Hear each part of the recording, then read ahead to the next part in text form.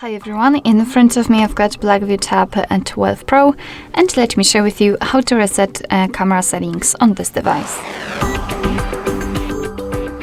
So let's start with opening the camera app. And as you can see, before I've started the recording, I've applied this special type of a grid line. I believe it is reticle, it does not really matter right now.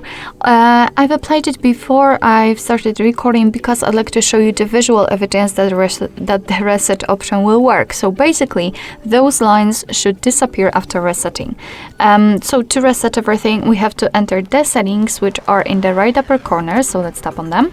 And here, let's scroll down to the very bottom to find Restore Defaults. Then let's confirm it with OK, and as you can see, we just got back to the camera and the lines are not visible, which simply means that we just successfully reset all camera settings. Alright, so that will be all. Thank you so much for watching. I hope that this video was helpful, and if it was, please hit the subscribe button and leave the thumbs up.